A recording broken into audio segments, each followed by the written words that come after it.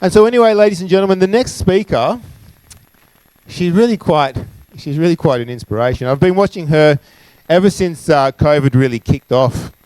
Saw this strong, beautiful woman constantly arrested on social media, constantly under arrest at different rallies and different events, particularly during COVID. And a lot of her content was going viral because she was so courageous in what she was speaking about. And I would describe her as a constitutional activist. And what I love about her the most is rather than just complaining about the current situation, she's full of solutions. She's here with solutions. Solutions in law, solutions in legal remedy. Who's tired of complaining and no solutions, right? We've got to be proactive and focus on what we can do rather than what we can't do. I would describe her as one of the most truly patriotic Australians. She loves this country. She's a real servant to our people. Please give her a huge, warm welcome, the one and only Jacquie Dundee. Give it up. Come on. Give it up, guys. Make some noise. All right, Jacquie.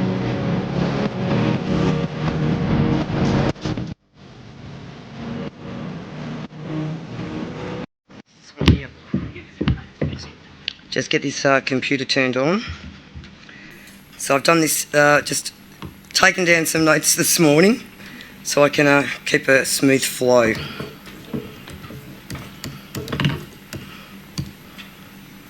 Right. Oh, my glasses. I forgot my glasses.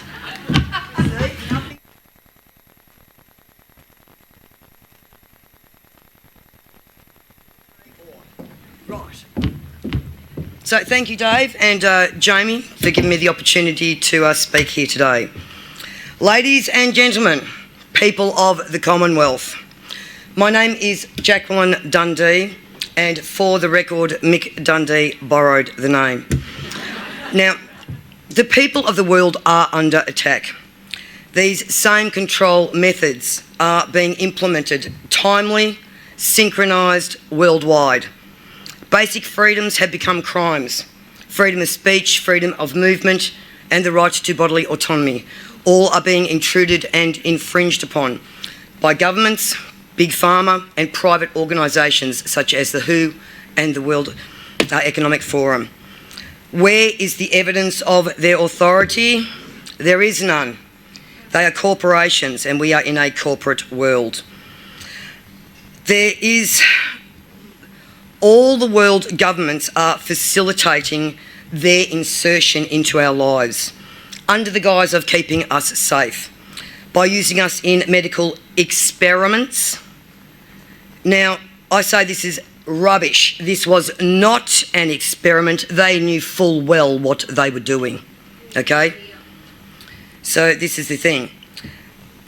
They are genetically modifying humanity to patent and control. And if you've been down the rabbit hole for as long as I have, over 40 years, you'll start to recognise this is the case. And there are Supreme Court case law from the United States in the Supreme Court. Have a look at Myriad.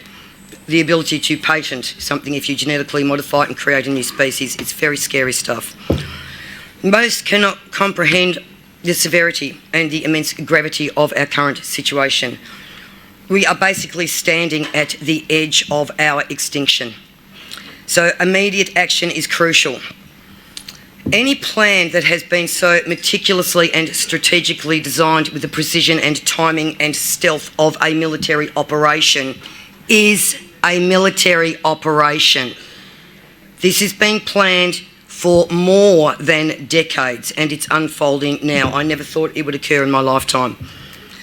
Now, I come from the clan of Graham in Scotland, a long ancestral line of lawful covenant keepers. My forefathers gathered together the clans in Scotland to form the Jacobites. They were Covenanters and involved in many historical battles. And it was only as I was composing the Covenant and the Notice of Accountability that I actually really delved into and was actually gobsmacked by what I found out. So my forefather was William Wallace's dear friend and most noble of knights. He saved him in battle. They were men of faith, of honour and law. They were always standing up against tyranny. So all they did throughout hundreds of years was fight against tyranny and stand up for the sovereign rights of the people.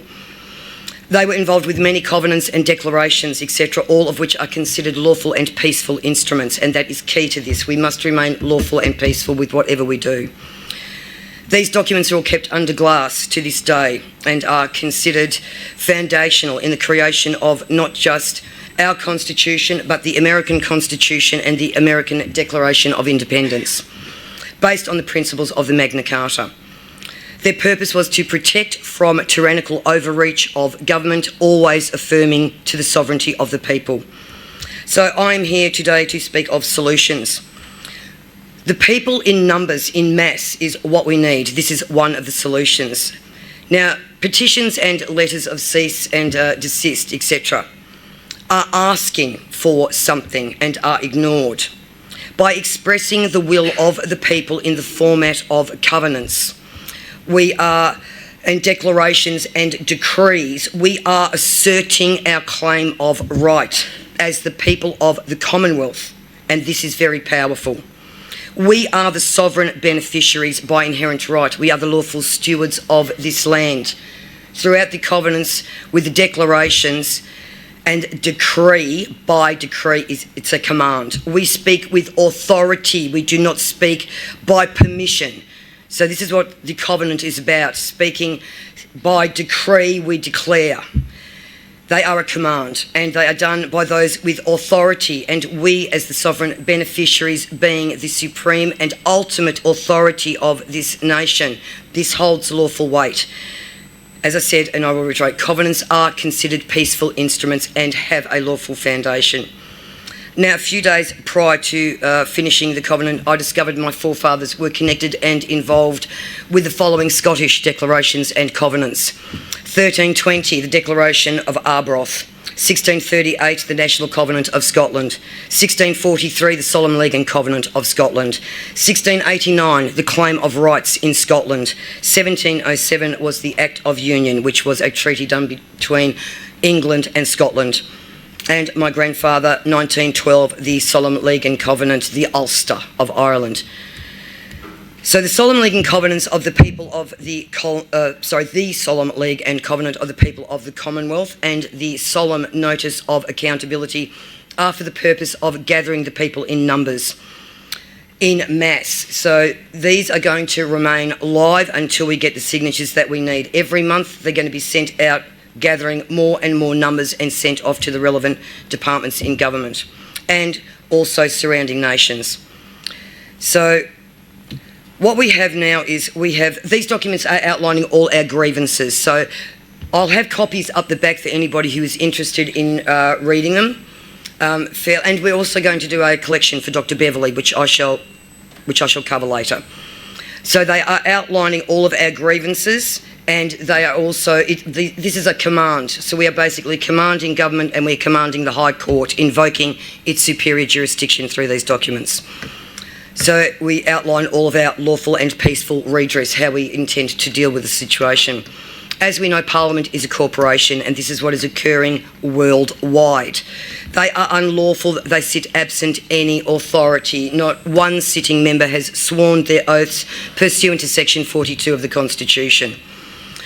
They are committing acts of fraud, theft and treason on a daily basis. They are facilitating foreign interest, tax exemptions, allowing them to profiteer. These are the actions of conspirators. They are sabotaging our nation. They are selling us out, selling all of our resources, the equity and the wealth of the Commonwealth, lining their pockets, imposing hardship on the people, who we are suffering under ever-increasing burdens of arbitrary and unreasonable penalties and taxes. Our farmers are a prime example. The backbone of our nation are struggling to survive. And unfortunately, we have now suicide is just so high with our farmers. It's outrageous. And what happens to their properties once they're taxed off their land? The government is allowing foreign interest to purchase them. China now owns 1/3 of our country. And I think a lot of Australians would be shocked if they actually knew the statistics of everything. Not only that, they own our ports. They've leased our ports. So we have major security breaches happening in this country, and the people of Australia need to wake up to what is actually going on. The elements of fraud, theft and treason by the government facilitating foreign interest, these are matters, they're section 44 of the Constitution, and they can be charged. So I'll go into the cases later. Australians, we must unite and we must stand in the strength and acknowledge our power. The people are the ultimate and supreme authority of the Commonwealth. This is enshrined in law. The people are the Commonwealth, and we are duty-bound to protect our inheritance, the equity as well as the well-being of our nation. It all belongs to the people. The equity and wealth of the Commonwealth is ours. The government owns nothing. They are literally raping and pillaging our country, and we must do something about it. So this is a call to action. The covenant and the notice of accountability are the steps that are following up from the declaration of trust deed that was served on the relevant government bodies and entities on the 13th of April 2025. So there are steps that have been taken and are underway, and nothing happens overnight. The only other way that we can address these issues, other than being in mass, and we will need millions of Australians to come on board, the only other way is to control the executive and the legislative branches of government is by the use of judicial force. The Commonwealth of Australia Constitution Act 1900 UK, as proclaimed and gazetted on the first day of the first month 1901 under the Royal Coat of Arms, is the supreme law of our nation. And it doesn't matter how deeply this stinking government has tried to bury it, it is still there, and we must use it. It is one of the most powerful documents in the world. I cannot reiterate that enough. And it is our greatest weapon of defence. The current situation has occurred through the facilitation by Parliament creating acts. So they're giving the illusion that everything is lawful when everything is to the contrary. So the way we do this is to create cases and take it to the highest court in the land, being the High Court. So I ask Australians, rather than donating to this or that, setup or society or what have you, how about we get behind Australians that are willing to stand head on and take these challenges to the High Court? And we've got a few people that are doing that now. We have already set precedent. For the first time in Australian history, we have two lay people in the highest court of this land presenting arguments created by lay people and presented directly to the High Court justices absent any legal representation. And I do believe that all the legal fraternity are compromised. They cannot go against the states or the Commonwealth, or they will lose their practising certificate. Rod Culleton and Dr Beverly Pearce are the two Australians that are standing up for the rights of every Australian. Now, we do not do any cases that are based on an individual. The only cases that are being done are those that are truly going to affect every single Australian and correct this mess. So the cases that they are putting forward are of profound constitutional significance, that being of freedom of movement, freedom of speech, and our right to bodily autonomy. And these are of great, immense interest to the general public. Rod Culleton's matter pertains to section 92 of the Constitution, that of movement across our nation. His challenge is a collateral attack on the Clive Palmer versus WA matter 2021 in the High Court of Australia. Rod is actually arguing this case correctly, as it should have been done in the first place. Palmer did not challenge the Emergency Management Act. He merely challenged the directions issued under it. Hence, it was not a constitutional matter, as everyone was led to believe. Chief Justice Kiefel, you will find in the transcript of that case, questioned him 3 times as to whether he was challenging the validity of the Act. 3 times he said no. Hence, it was not a constitutional matter. And I shall explain. The restraint of the Constitution operates upon the Act. It does not operate upon the actions of the executive officers. That's where they get their authority, is from the Act above them. So it was not a constitutional matter. And I say, without any hesitation, the case was designed to fail, as were another 4 to 5 cases across this country, a couple in the Supreme Court. They were designed to fail, to set false precedent, and we can point out exactly where that occurred. And the common occurrence was challenging the directions of executive officers and not invalidating unconstitutional acts, which would have wiped it out. So I don't know if Clive Palmer is aware of it, but his matter actually destroyed Section 92 of the Constitution. As I said, I'm unaware if Clive Palmer is aware of this, but his QC, Queen's Counsel, Mr Dunning, knew full well what he was doing. There is no excuse. Rod's matter is very different from Clive Palmer's. Palmer's was relating to the trade and commerce limb of Section 92, where you'll find that movement across our nation is to be absolutely free. Rod is addressing the intercourse limb of Section 92, which is all about our personal and private right to move freely across the nation. And Section 92 provides a guarantee that interstate travel and movement shall be absolutely free. There's a lot of High Court, precedents and principles that have been set on this. Justice Isaacs correctly held that Section 92 is an absolute prohibition on the Commonwealth and states alike to regard state borders as barriers to intercourse between Australians. This is a well-established principle in High Court case law. Rod is also challenging the ability of the states, the rollover power of the Emergency Management Act. They did this in Victoria as well. The power of quarantine cannot transcend that of trade and commerce. That comes well and truly before quarantine. And as we know, they did not adhere to any of the qualifications that they had to. Both the state acts within their health acts and the Biosecurity Act pertaining to quarantine had specific requirements. You had to be issued as an individual a bit of paper stating what your disease was. How long were you to be quarantined for? Did they do that? No. I'm telling you right now, this has all been an IQ test and a tolerance test. It really has. We should learn not to trust government.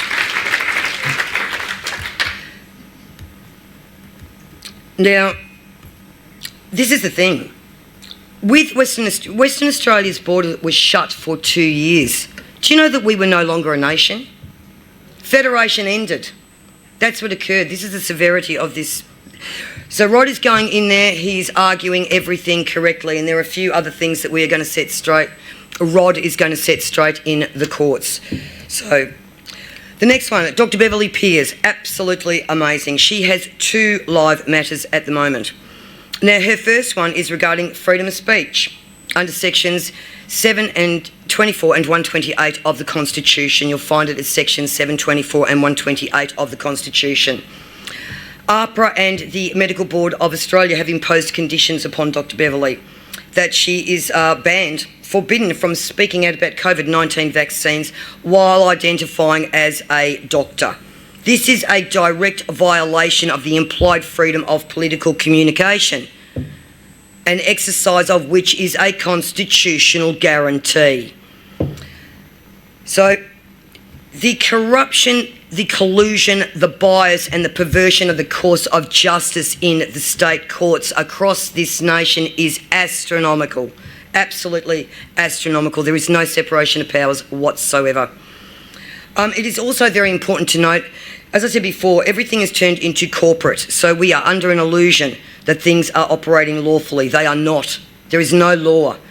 AHPRA have admitted in writing they are not even a limb of government. Okay? So you're not a limb of government. You're actually a statutory corporation administering law from the national law. You can't do it. You're a statutory corporation. You've got no authority, no lawful authority at all. So and the government is a prime example, of course, as well, of a corporation. They've got no authority to administer or write laws. And it is commonplace across this nation.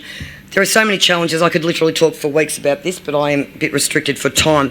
I'll give you another example. The states are actually getting together and creating bodies such as AHPRA and fraudulently naming themselves. For example, AHPRA is the Australian Health Practitioners Regulatory Authority. I'm sorry, you're a state body. You haven't got the right to use Australia in your name at all. It's all an illusion to make out as though they got the authority that they do not. Now, Dr. Beverley took this into the Supreme Court, and Justice Watson dismissed her rights and sided with AHPRA, undermining the Constitution. That has now been appealed, and Dr. Beverley is waiting for her date in the Supreme Court of Victoria of Appeals to challenge his decision. All the doctors across the states and territories lost their licences or had their licences suspended, all under the national law, which is another very interesting thing. The national law is an act of Queensland. It has been adopted into Victoria and every other state and territory, but it has not gone through the constitutional due process pursuant to section 5137 of the Constitution, which is a referral power. States are not allowed to just adopt each other's acts. So we've got a national law operating across this nation from, I don't know how many doctors we were up to, 30 doctors I think committed suicide after losing their licences from under this national law that's being administered by a statutory corporation. We're in strife, and unless we stand up, this crap is going to continue. So, Dr. Beverley Peir's second matter, this is relating to section 109 of the Constitution, inconsistency of laws. If a law of the state is inconsistent with a law of the Commonwealth, the latter shall prevail, being the Commonwealth or Federal Act, and the former, to the extent of the inconsistency, being every state and territory act, will be invalid. So we have got here, Dr. Peirce is challenging the validity of the Public Health and Wellbeing Act because she's in Victoria. But her challenge is applicable to every state and territory's health act, as every single one of those health acts is where they mandated vaccination as a requirement to work. Dr. Beverley's case is irrefutable. These state acts are both directly and indirectly inconsistent with a federal act, that being the Federal Fair Work Act of Australia 2009, where the Commonwealth have clearly evinced their intention. They have in writing at section 26 of the Fair Work Act, this act is to the exclusion of any state industrial law. Then at section 26.2, the Fair Work Act clearly defines what is a state industrial law. It would be any state act that puts conditions into the workplace, that puts regulations into the workplace, that has something to do with agreements between the employer and employee. Every single state and territory health act meets the qualifications and is the exact definition of a state industrial law. And they knew it. They knew what they were doing. So we have got Dr. Beverley. This is a big thing with this matter. So the challenge is, other than the section 109, which it's clearly evident, the Federal Act had lost its operation. It could not operate until the qualifications of these state and territory health acts were met, being that of vaccination. That is an indirect consistency and a direct inconsistency as it was written within the Act. So Dr. Beverley, in addition, is challenging the ability of corporations to circumvent the Constitution or a federal act. So the first question being, of course, can state acts circumvent the Constitution or a federal act? No, they cannot. Absolutely not. So the next question, can corporations, through their corporation policies, circumvent the Constitution or federal law? No, they can't.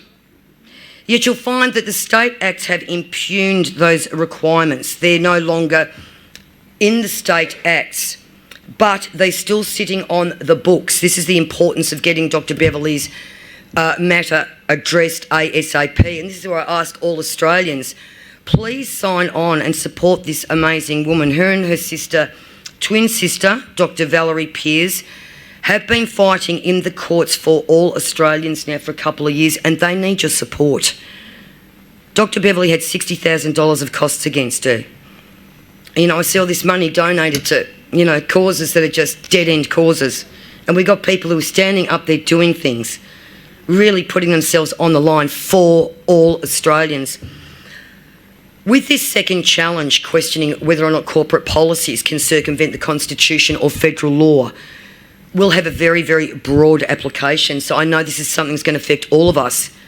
The Education Department and the schools, are you not corporations? So how can you force our children to be vaccinated in order to attend university, school or kindergarten? We have got to stop this rubbish. It's up to us. This is the thing.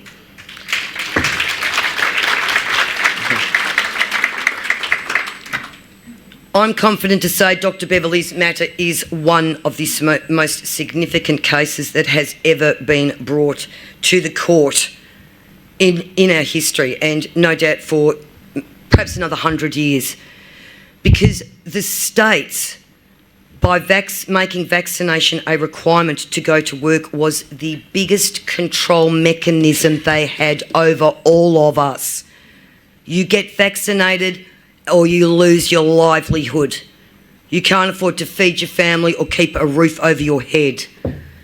How many people took it because of that? It's unconscionable. It is unconscionable what they have done to Australians, and we need to make them accountable. So please support Dr. Beverley. I will just add, when I was researching about my forefathers, the Marquis of Montrose, they're from the family of Montrose, the clan of Graham. I was speaking to Dr. Valerie. So I've only just recently found out we are actually of the same bloodline. I only just recently found that out, and I have admired these women for so long. There are two 80-year-old twin sisters who just stand, they take no rubbish. They face the justices, they face the defence, and they let them have it. There's no bowing down to your honourable this or that. They stand their ground. I love it. I'm so proud to say they're my bloodline. Yeah.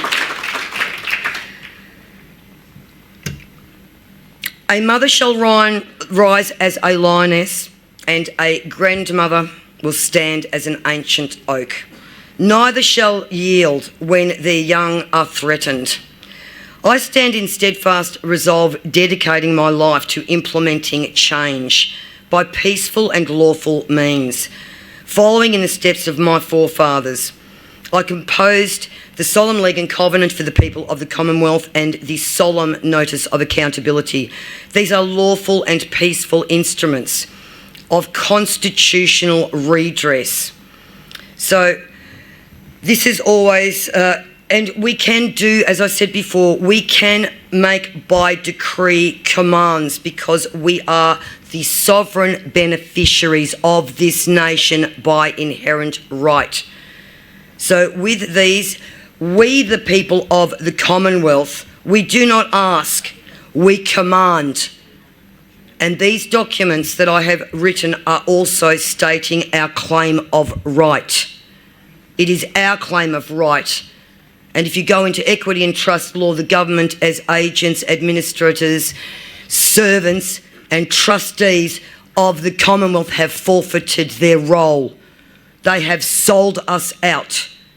And we as the beneficiaries, we are duty bound to stand up and take back what is ours for the sake of our children. We are absolutely duty bound. So please, everybody, get behind Dr. Beverly Pearce, Rod Cullerton, and Dr. Valerie Pearce. If anybody is, I have got some of the notices of accountability and the solemn covenant, solemn league and covenants up at the back there. We're going to hand around a bucket, please. If anybody can help donate towards Dr. Beverly, we'll take photographs of you as you hand the money over so we've got a clean record, count it all, and we'll give the figure at the end of the day. But these people are standing up. We have got a lot of cases written. I'm even going to ask Jamie if he'd like to take one on, Jamie McIntyre. This is the way we do it through the High Court. We have got cases written already to lodge, to knock out these Jewish lobbyists from trying to stop our freedom of speech. It is not a crime to offend someone, okay? It is not a crime. The only thing you cannot do is incite violence, but they are twisting and manipulating everything. And I think, as Jamie said as well, this anti-Semitic rubbish, the Semites are the Palestinians, the Semites are the Arabs, the Middle Eastern. Jamie touched it on the head. Most of these Zionist Jews are from Europe. The other interesting thing is they have infiltrated themselves into races and cultures for hundreds and hundreds of years. They hide themselves and disguise themselves, whether you want to call them the Tuatha De Dan, whether you want to call them the Ashkenazi. Look at the word Ashkenazi. The spelling of that, the last four letters spell Nazi. What is the Ashkenazi's most sacred of doctrines? It is the mystical Kabbalah, which is related to the Talmud, which is related to the Tarot. And what is one of their three most sacred of symbols? The swastika. We own an absolutely upside down world, and it's up to us to stand our ground. They're trying to stop us speaking our truth. Always stand in honour and in good conscience, and this is what I have put into my covenant for Australians of honour and conscience, to remain peaceful and lawful and make sure we have all of this redress that we require through the courts and through the correct mechanisms. These documents are all about a reclamation of the Commonwealth. We are claiming our right and taking it back. And we are also commanding that we have law, constitutional law restored to this land, because currently there is none. Thank you very much.